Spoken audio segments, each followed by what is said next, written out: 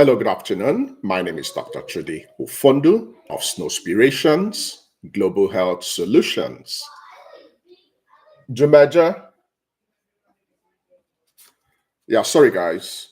It's my son's weekend. His birthday is tomorrow, so it's really excited and in the mood. But this afternoon, we're going to talk about ketogenic diet. Ketogenic diet. So, it's ketogenic diet protective of your fertility, or is ketogenic diet harmful to your fertility? So please, when you come in, make yourself comfortable. Tell us where you're located. Then I'm going to start. Now, everything we discuss in our page, in our group, in all our social media handle is geared towards giving you the right knowledge. The end product is improving your health, especially reproductive health. Predominantly, our community is made up of women that want to become mothers, fathers that want to become fathers, and we help you with the basic knowledge you need to achieve this objective. Now, when we talk about fertility, fertility is the totality of your general health. So fertility is what you eat, fertility is your sleep, fertility is your body weight, fertility is your exercise. Now, there are so many diets out there, so many fad diets. People claim to do this, to gain this. And directly and indirectly, if you are planning to be a mother, if you are planning to be a father, your body weight is very important. Now, based on your body weight growing up, you've been struggling with your body weight, you want to drop weight, because indirectly, when your body weight is high, by default, your body mass index will be high. So BMI stands for body mass index. BMI is the measure we use in checking if you're obese, if you are overweight, if you are underweight, or if you're normal weight. So I want everybody to sit back and remember their BMI. Part of what we are discussing this afternoon will center on BMI. So there are so many diets out there which people are trying to see if they can use it to reduce their body weight. Now, the overall aim in weight loss, it's not just losing weight, it's sustaining the weight you lost. Now, one of the popular diets out there, people try or they've tried or they are currently trying, it's what we call ketogenic diet. Ketogenic diet. So what I'm going to do this afternoon is to see if it's safe, if it's unsafe, if it has anything to do with your fertility. And I'm going to keep it factual. So everything I'm sharing is evidence-based. If it's not proven, I'm not going to share it in this channel. So if today is the first day of attending my broadcast, thank you so much. Make sure you subscribe. Make sure you click the like button and let's get started. Now, ketogenic diet, it's a popular diet out there. And the central standard mechanism for ketogenic diet is to increase the level of fats in your diet. So the distribution is mainly 75% of fats in the food you eat. So high fats, moderate protein, and low carbohydrate diet. That's simply what ketogenic diet is all about. Let me repeat again. High fats, about 75% of fats, then about 20% of protein, then about 5% of carbohydrates. So that's the overall aim of keto diet. So people that practice keto diet out there, they encourage you to eat foods that will increase your fat consumption, moderate protein, then low carb. Now, generally, keto diet is a restrictive diet. So restrictive diet means the diet you have to eat this or eat that or restrict this or restrict that. But guess what?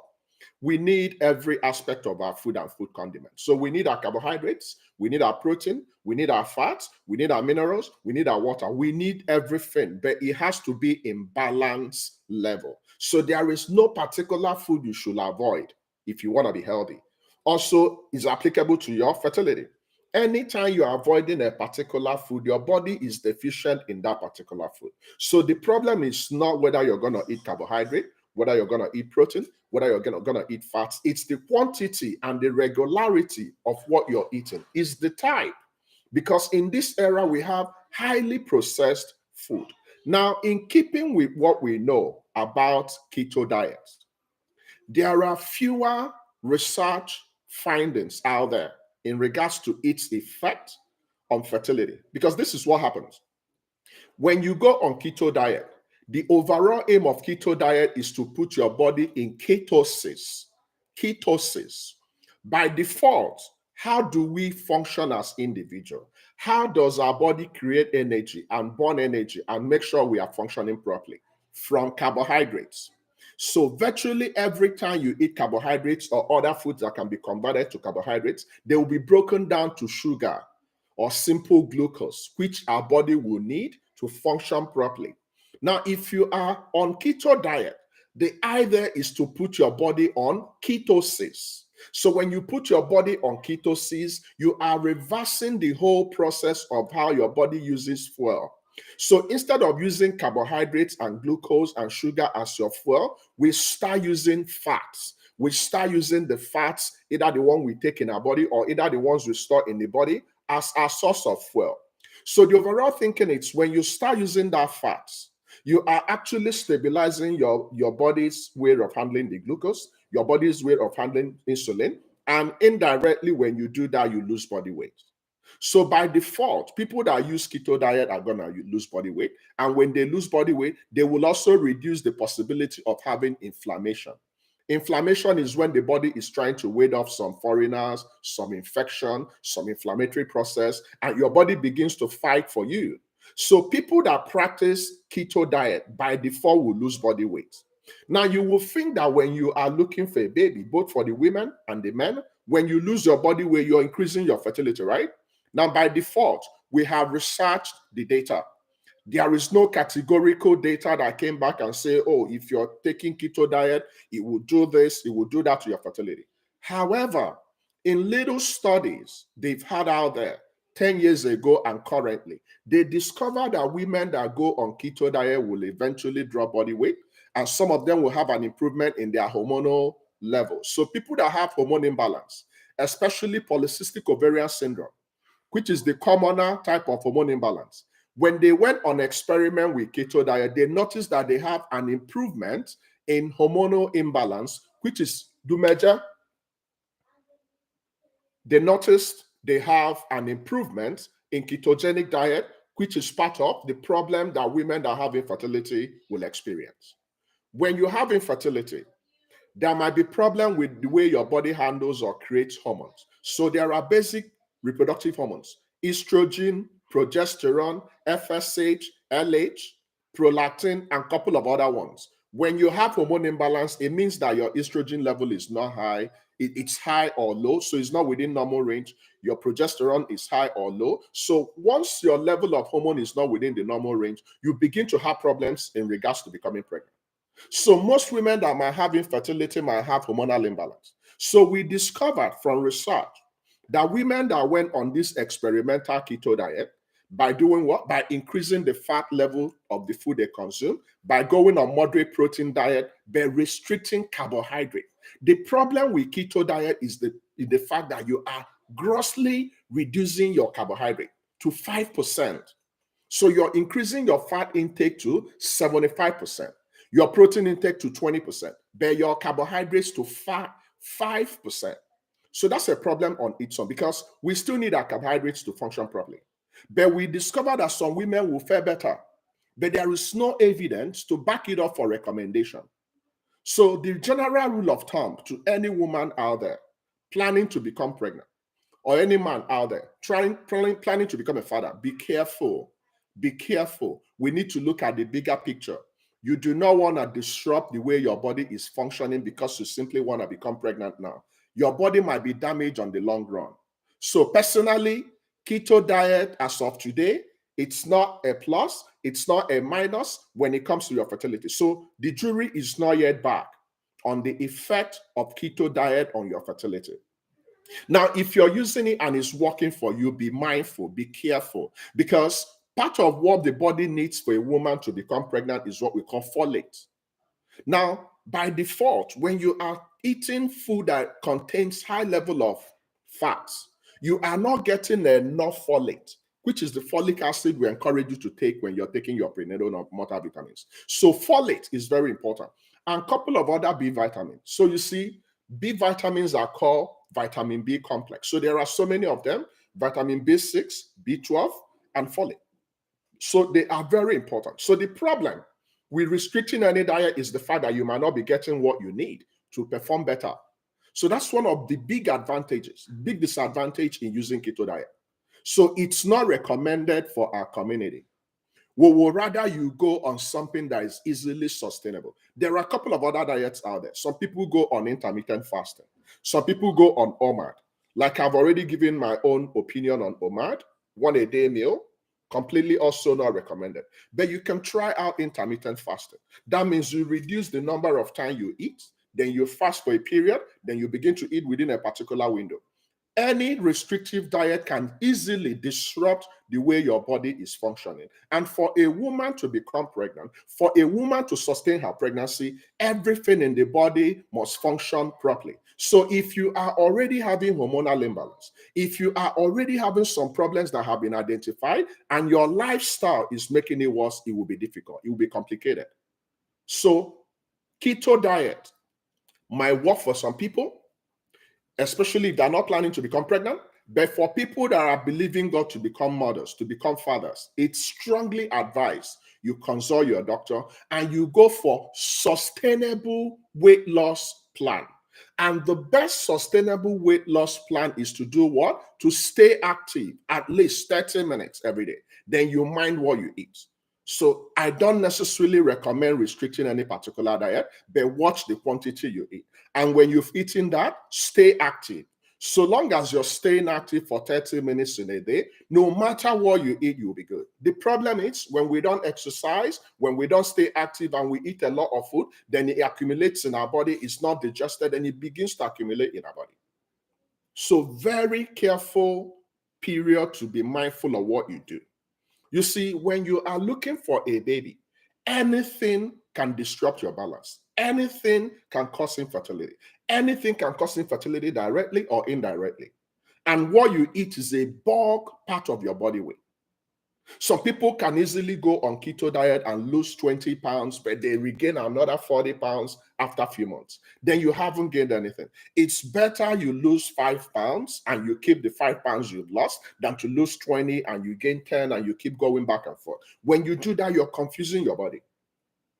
So for me, for our community, keto diet as of today, it's not proven to affect your fertility permanently. Because the problem is the data we use from what we research is very small. In the science and medical world, we have to have a lot of people try something before we can come out and say, oh, this works. We don't have that data yet. It's still a work in progress. So there are still need for a couple of researches before we can say, oh, keto diet is this or keto diet is that. But one thing remains constant. People that have practiced it, they've lost their body weight. They've reduced the ability to have inflammation. So there are some gains, but we don't know the bigger picture. So until then, be careful how you go about any fad diet. Okay? All right, guys. Let's stay back and take care of your questions. So please, the clinic is open and I'm going to take care of your questions now. It's going to be pretty straightforward because we have a big event tomorrow. So please settle in and start asking questions in real time. Okay? The clinic is open now. I can take care of your questions, please. Thank you, Chinyere. Thank you, Onyx, Christy. And thank you, Linda. Thank you, Kene. And thank you, Mara Kafu, for joining. But please, guys, ask your questions in real time. If you have any questions, please go ahead and ask so we can interact. It's time to take care of your questions. Okay, the first question says, possible benefit of going on keto for women with PCOS. Like I mentioned, there are fewer studies. About, I think, 5 in 11 women that tried keto diet that had PCOS actually had an improvement. But it's not enough. So it hasn't been proven. Now, there are a couple of other conventional ways you can manage PCOS, simply by exercising, simply by eating good food, because the problem in PCOS is the fact that you're not ovulating. And the reason why you're not ovulating is because the ovaries are messed up. So when we get to the ovaries, you have what we call polycystic ovaries. You have multiple fluid-containing cysts in the ovary, and this disrupts your ovulation. And if you can't ovulate, you can't become pregnant. So there are standard management protocol for polycystic ovarian syndrome. You have to have a fertility specialist. You have to have an endocrinologist. The fertility specialist might give you some fertility drugs. So they can give you Clomid, they can give you letrozole, they can give you a couple of things. And they can also give you some drugs we use in treating diabetes. That's where they can give you metformin. Majority of women that have polycystic ovarian syndrome will be prescribed Clomid and metformin. But on your own, you need to work on your body weight. Now, when you're working on your body weight, don't go for overnight fix. It's not good. Anytime your body loses weight overnight, it affects the liver, it affects the kidney. It's not good. It's better to lose body weight gradually and keep what you lost.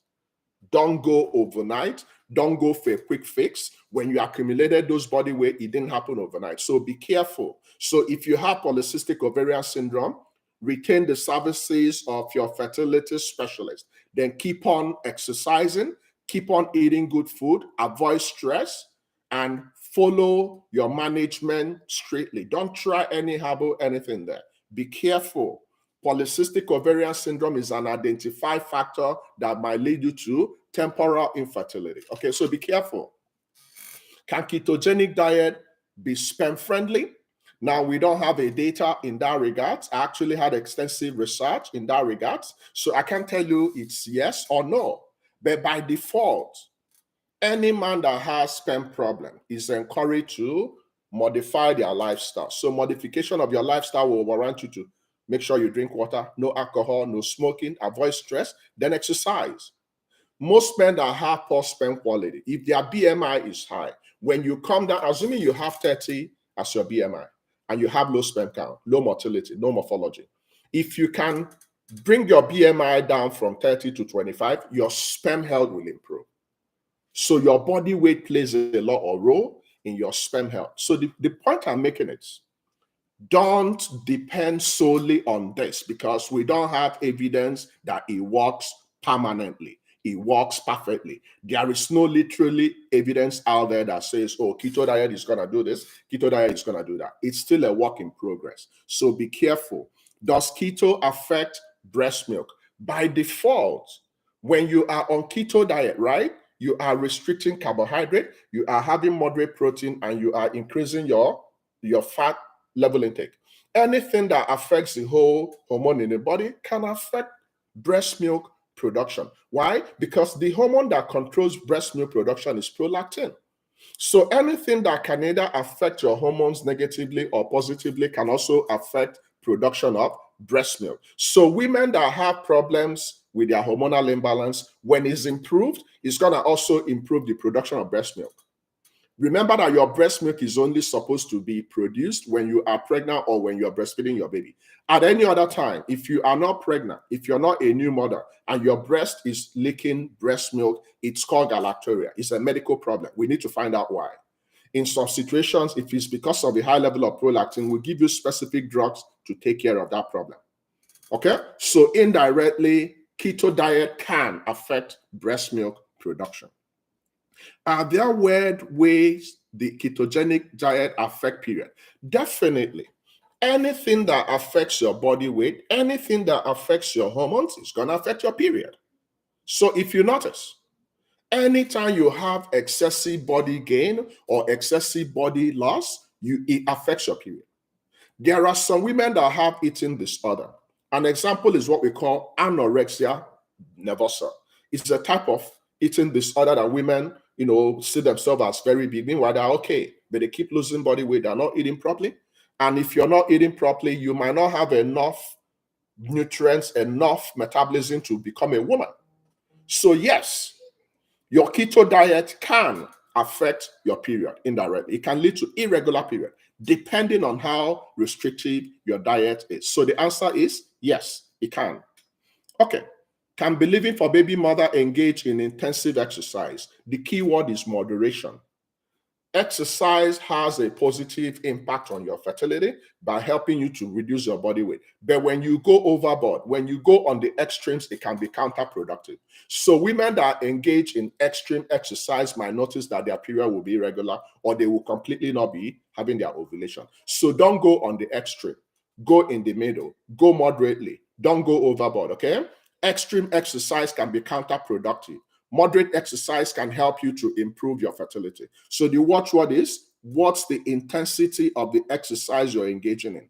Once you get to that point where your body is in pain, or you go and spend all your time in the gym, then you're losing it. You are better off not even exercising at all than going to the extreme. Women that don't exercise at all can still conceive, but when you go to the extreme, you are disrupting the whole way your body is structured to function. So be careful. Don't go on intensive exercise. Go for 30 minutes daily exercise. Then during the weekend, you can have a break.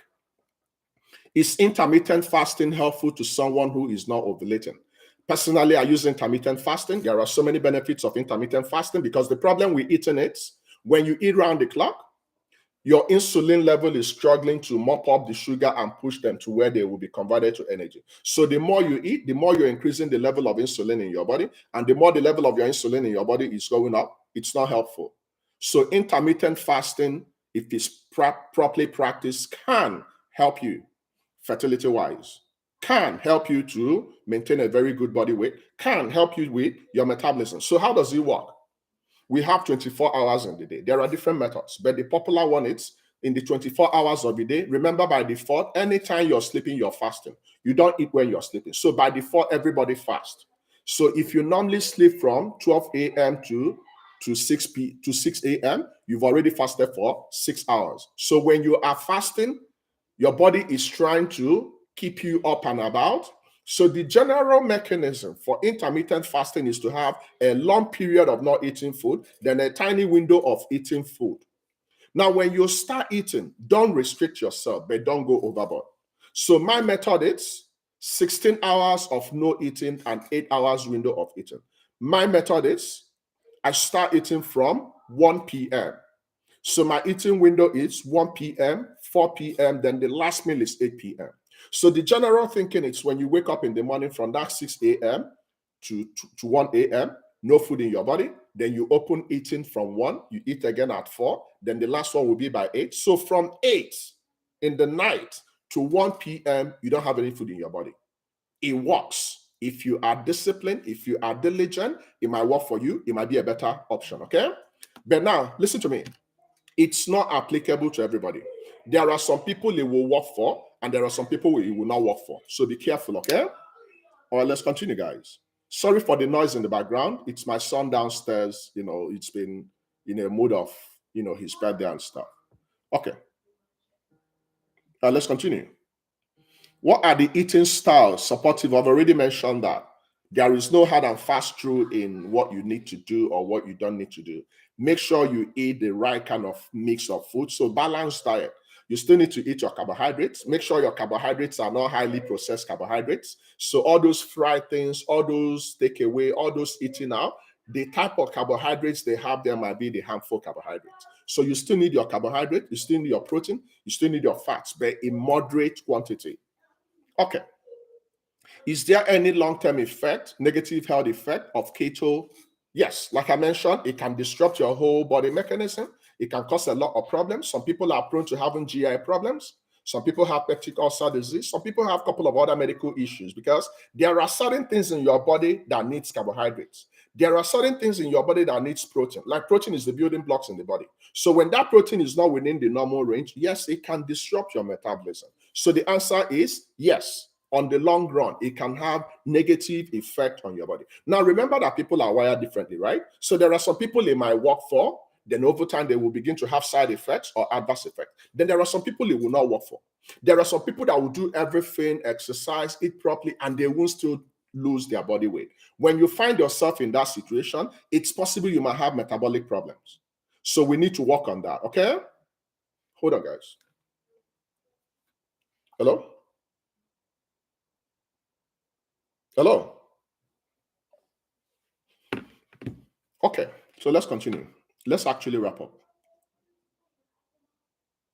Okay, someone is saying you've not seen your cervical mucus. Now, cervical mucus is a non-specific sign, okay, that you might be ovulating. It doesn't mean that when you don't see that, you're not ovulating. Some women might see cervical egg white mucus just about the middle period of their cycle to show they are ovulating. Some women will not experience it, but they are ovulating. So the general rule of thumb is, whether you're experiencing it or not, keep on making love with your partner 48 hourly. Okay? All right. If you still have any other question, please feel free to ask. I'll provide you feedbacks before I go. Remember to subscribe. Remember to like. Remember to comment. Remember to recommend this page to a lot of people. There are so many helpful, materials out here. So many helpful videos.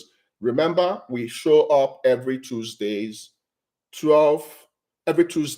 6 p.m. Eastern Time, 12 a.m. Nigerian time. But on weekends, we come in by 12. Okay, so thank you, and I'll see you guys on Tuesday. Remember, if you are planning to attend our event tomorrow, today is the deadline. We have a male and female fertility summit tomorrow. So make sure you register for that event. Be on time. Make sure your partner is in attendance, and I'll see you guys. Thank you for coming, and have a beautiful weekend. Bye-bye for now.